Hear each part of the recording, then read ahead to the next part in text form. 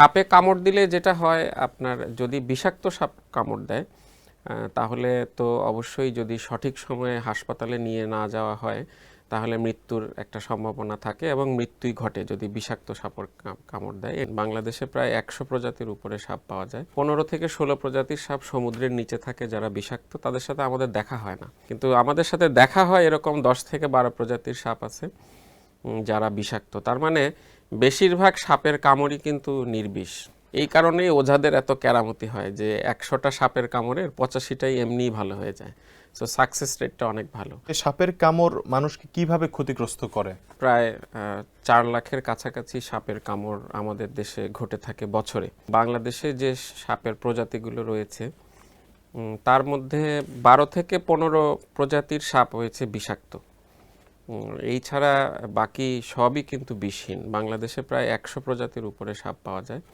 ১৫ থেকে ১৬ প্রজাতির সাপ সমুদ্রের নিচে থাকে যারা বিষাক্ত, তাদের সাথে আমাদের দেখা হয় না, কিন্তু আমাদের সাথে দেখা হয় এরকম ১০ থেকে ১২ প্রজাতির সাপ আছে যারা বিষাক্ত। তার মানে বেশিরভাগ সাপের কামড়ই কিন্তু নির্বিষ সাপ দ্বারা হয়।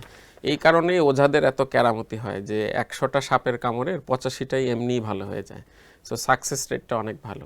সাপে কামড় দিলে যেটা হয় আপনার যদি বিষাক্ত সাপ কামড় দেয় তাহলে তো অবশ্যই যদি সঠিক সময়ে হাসপাতালে নিয়ে না যাওয়া হয় তাহলে মৃত্যুর একটা সম্ভাবনা থাকে এবং মৃত্যুই ঘটে যদি বিষাক্ত সাপের কামড় দেয়। অ্যান্টিভেনম হলো এটার একমাত্র চিকিৎসা এবং অ্যান্টিভেনম না প্রয়োগ করা হলে এই সাপের কামড়ের মৃত্যু হবেই অবধারিত। আচ্ছা, এটা ছাড়া সাইকোলজিক্যাল একটা ইফেক্ট পড়ে।